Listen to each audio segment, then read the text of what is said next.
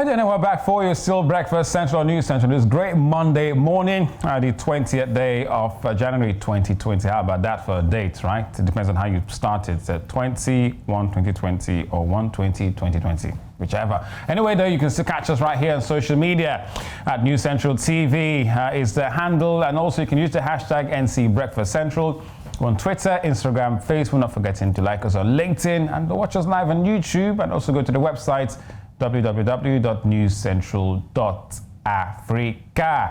Well, I hope you had a great time with Sunday and today when it comes to sports. Liverpool looks like they've got a title race. I think they've got to win this one. But on the business side of things, well, back on the show to look at the unfolding events when it comes to sports. And we have, as always, Rotus Oddiri in the studio, who's the editor of Business Insider SSA, to really dissect the stories we've got for you today on the show. It's all about the big three. And we're starting from Ethiopia, which seeks Ramaphosa's intervention in the Nile Dam dispute. Now, if we remember that, both countries have been at loggerheads lately as regards the great big project dam by Ethiopia. Egypt not really happy. They feel like this is going to shorten their water supply, and there have been lots of mediation talks, including the US, I think 2 weeks ago in Washington. So where are we right now with this one? Yeah, so the reason why Ethiopia turned to South Africa is because I think Ramaphosa is coming in as the new African Union president, and also they don't feel that the United States is going to be neutral with regards to what's going on. Trump actually at a rally, he confused matters because Abiy Ahmed, who is the Prime Minister of Ethiopia, won the Nobel Peace Prize in October 2019 for brokering peace talks with Eritrea, reopening the borders, resuming flights between the two countries after decades of conflict. And so Trump now goes at a rally and says that he's the reason why those matters have been reconciled and that he's supposed to have gotten the Nobel Peace Prize. But he was referring to the ongoing talks between, over this matter of the Nile. Yeah. So, rather, he was referring to the conflict that happened, the conflict that happened with Eritrea, trying to take credit for it. Meanwhile, US is really supposed to be focused on this matter of the Nile with Egypt. And so Ethiopia now said, okay, you know what, let's turn to South Africa and get somebody being that Ramaphosa, I think, is one of the big wigs in the AU right now. I think exactly, coming in. Yeah. So the thing is, as you've already mentioned, the Nile runs through about 11 or so countries. Ethiopia have this grand plan. They call it the Great Ethiopian Renaissance Dam. Which sounds very similar to Nigeria's EGRP. It's going to be projected to be one of the highest hydropower projects, and it started since back when in 2011. 2010, 2011. Yeah, so Egypt has historical rights over the Nile River, although those rights date back to the colonial era. And so, they're saying that it's going to affect their water supply. They're saying that it's going to affect their power, and that's the reason why they've been having these disputes with Ethiopia. But Ethiopia is saying, hey, look, we will be able to supply you electricity what we generate from here. This is also going to benefit us economically. Sudan is also involved in the negotiations as well. But generally, the reason why they've turned to South Africa is they want another party involved to broker the negotiations and get things going. And an African party, for that matter. Ramaphosa, as we know, is one of the big shots right now, leading. He is. For the issues, though. Yeah, because many will say, well, Ramaphosa has got issues to settle with ESCOM back home and grappling South African unemployment. Airlines, unemployment, power generation. So he's busy. He didn't even go to Davos. We'll get to our, if we have time, these other stories I'm looking at. Does it start today? Tomorrow. It starts tomorrow in Switzerland. In Switzerland, he's not going because he has so many issues that he's facing here. The UK Africa Investment Summit is also starting today. President Buhari of Nigeria is there. Ramaphosa, I don't believe he's there either. So he's got a lot of things that he's focused on now that he's got to take care of. So we'll see if he can broker negotiations between Egypt and Ethiopia. It seems to be more of these two countries going loggerheads. Sudan is also part of it's a tripartite agreement. It is. I mean, look, Egypt can't, claim rights over a river that, the Nile is supposedly the longest river in the world. Now, of course, the Brazilians will tell you that the Amazon river is the longest one. That's just a minor dispute. But either way, it's highly important to the countries that it runs through. And so I mean, you know, well, their concerns are founded because now the issue, I think the main issue now is how much time is going to take for Ethiopia to fill up the dam. Yeah. How much water is going to go in and how it's going to disrupt supply for Egypt. So that's the main issue. But hopefully it is resolved amicably. You know? All right, so there you have it. Abiy Ahmed, the Prime Minister of Ethiopia, making calls for South African President Cyril Ramaphosa to intervene in these talks with Egypt when it comes to their plans for this very great hydropower project. Abiy, by the way, is the youngest African leader on the continent. I think he's in his 40s or early 50s or so. Yeah, we need more of that. All right, still talking about business this time, and from South Africa, well, from Ethiopia, South Africa, we can talk about Nigeria, involving a South African company which is quite big right here, talking about MTN. And we hear that MTN Nigeria shares rose, well, hugely, you have to say, 10% yesterday. And is highest in 2 weeks after the country's Attorney General withdrew that 2 billion tax demands against the company. And shares in MTN Nigeria, second largest firm listed though, rose to over 127.6 naira each, helping lift the broader market index by 1.6%. So right. it's now looking alive right now. Yeah, it is. I mean, look, this MTN and Nigeria they've been going through a number of things, you know, dating back to that, what was it now? Almost 900 million dollar fine for the SIM card deregistration of, you know, SIM cards that were not supposed to be on the network. MTN settled that. There was a $53 million fine that MTN now paid for, according to the Nigerian government, illegal repatriation of funds and equipment outside of the country over a number of years. And then they now brought up this tax issue with the Attorney General, saying that MTN owed $2 billion in back taxes tied to the repatriation. And MTN said, nope, this one, we're fighting this one. We agreed with you on the other two. We decided, but they filed a lawsuit. They said they're going to challenge it in court. They've paid their taxes.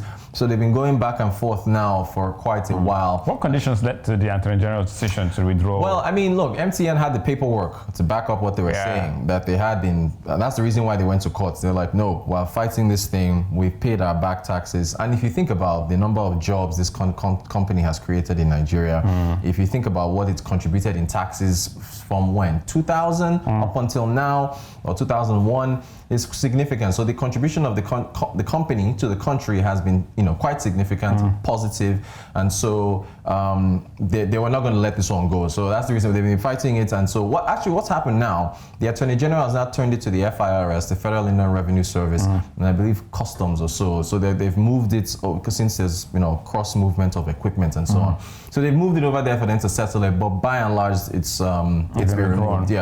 So they can now focus on other things. I mean, MTN is still facing a few issues. There's the whole terrorist financing thing in Afghanistan where they were paying, I believe, I'm not sure who they were paying, some outfits to protect their infrastructure in Afghanistan, which the United States was saying inadvertently goes into terrorist financing. So they still got a few issues around the world, but this is one less thing that they have to worry about. Yeah, because last week we talked about MTN in South Africa, in a couple of places, issues that were faced, and we talked about Nigeria being one of their biggest markets. That nothing they happen. Right. So, in fact, there was another one. Over the weekend, there were some undersea cables off the coast of Africa that affected internet access. So I believe MTN customers in Ghana and in Nigeria, they had to send out a few messages saying which I got. Yeah, I got them too. So yeah, I mean, MTN is just this one thing after another, but they've resolved it over the weekend. MTN is always in the news. There's always something going on. But generally, this is good for them. That's why you saw the stock price rise. Yeah. It's, you know, that's $2 billion on top of everything else they paid. That would have been a lot. But it looks like in terms of customer, I won't say customer relations, in terms of what customer perceptions of the brand in Nigeria. What would your thoughts on it? Well, you know, so they are the largest, as far as market share, they're the biggest telco in the country. Yeah. They've maintained their large market share primarily because since entry back in 2002, 2003. They were one of the first to take the risk and say, let's go into this country. That was thankfully, that's because of the Obasanjo regime that wanted to, you know, open up the sector, deregulate the sector, take away Nitel and open it up. So they took the risk, they paid the money, they came in, and so that's the first mover advantage that MTN has had. General perceptions beyond just them and other telcos, Nigerians would like to have they have to have like less dropped calls, you know, stronger internets, you know, and so on. It looks like those base subscription have not increased in the last couple of years, have remained steady. Yeah, well, vis-a-vis Nigeria's growth of population. No, subscription has been growing. It's, you know, it's up and down, but, you know, with regards to customers moving from one telco to the next, they've still maintained their market share. I think in the most recent quarter of 2019, I think the third or fourth quarter that was measured, you know, MTN made the most gains.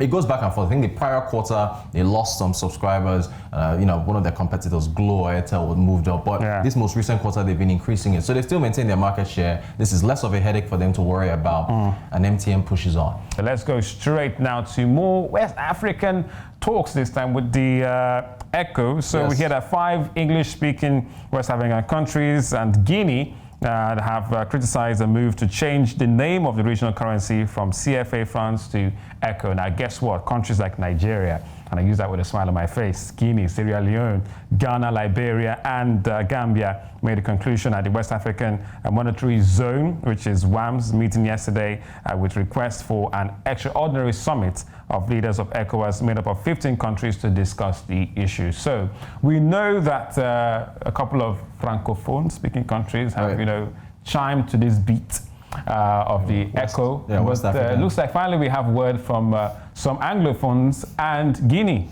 Yeah, look, this is all, it's quite, when we talk about African unity and African countries, we know to work together. This is unfortunately an example of them not working together. We've been talking about this ECHO thing now for quite a while. We've been talking about the you know, CFA franc.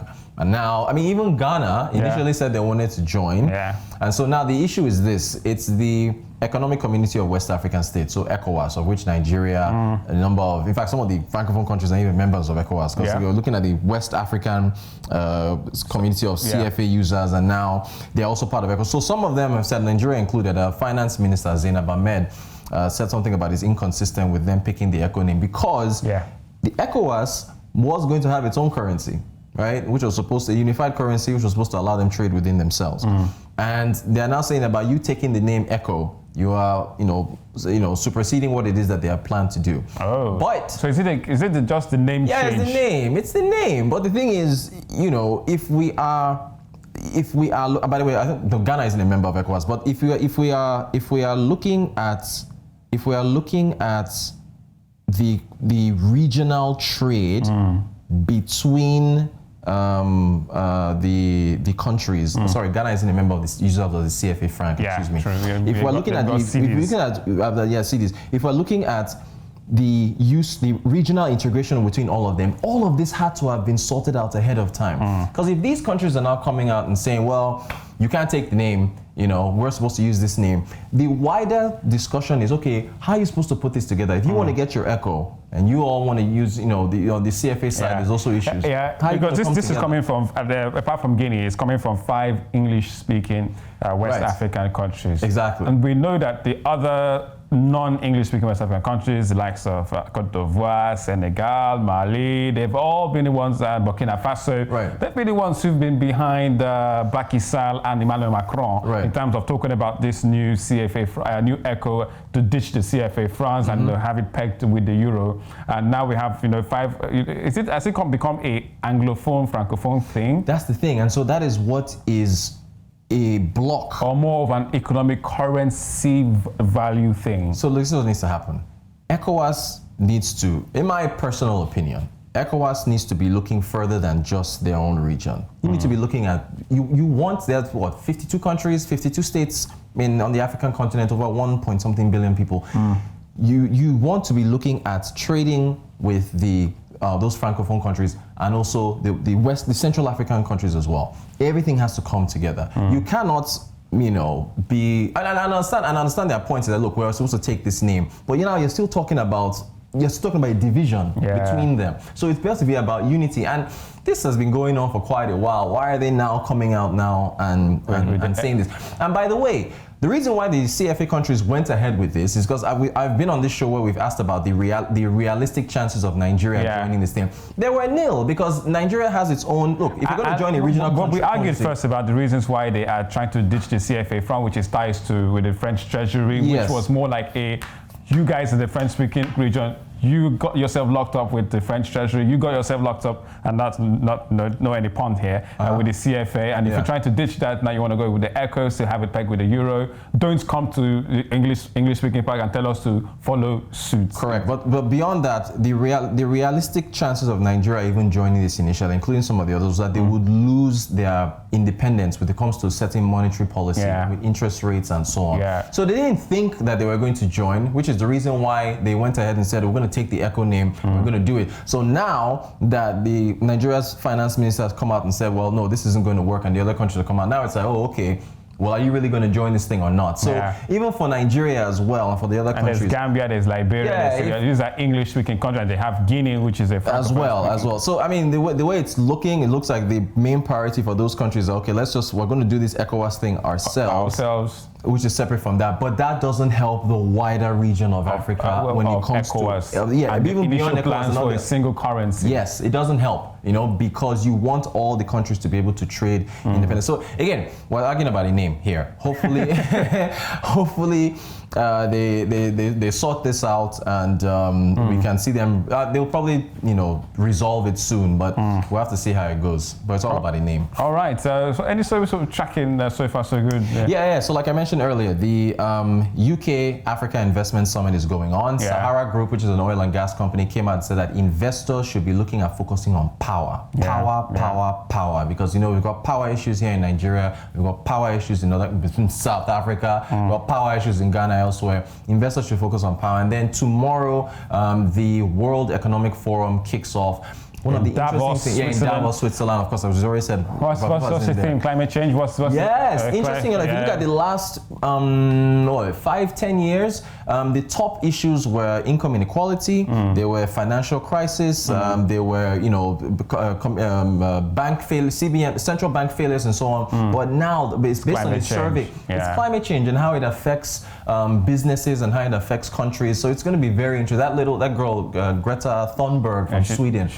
She's there, and there's supposed to be other teenagers, young people. She was Time Magazine's Person of the Year for last year. Any African input in Davos, or is it, it's global warming, since it's climate change, we all just say, you all just go do your thing? Africa needs to take notes, because there's money behind this thing. The European Union, I believe, they're committing about $1 trillion over the next 10 years to be able to reduce greenhouse gases. A number of these NGOs and companies that want to eliminate climate change want to spread awareness in Africa. So if you're a business that makes it a point to put together conferences and put together talks where you want to raise awareness about climate change in Africa, because we've got pollution issues and so on, you can get a partnership with one of these bigger NGOs, like the United Nations and so on. And there's some brand awareness for yourself. So do you expect to see any African presidents in Davos? So as far as who is going to be joining, it starts tomorrow, and so folks will be flying out today. I'll get more clarity on there, but I think representatives will be sent from different countries. So in Nigeria, Buhari may not go from Nigeria. He might send some representatives. Ramaphosa from South Africa, we know he's not going. He might send some representatives. So most of these central bank governments and so on. We'll see if they attend. All right, thank you so much, Rotus. As always a pleasure. Well, if you enjoyed watching this video, click here to get more of it. And don't forget to click here to subscribe.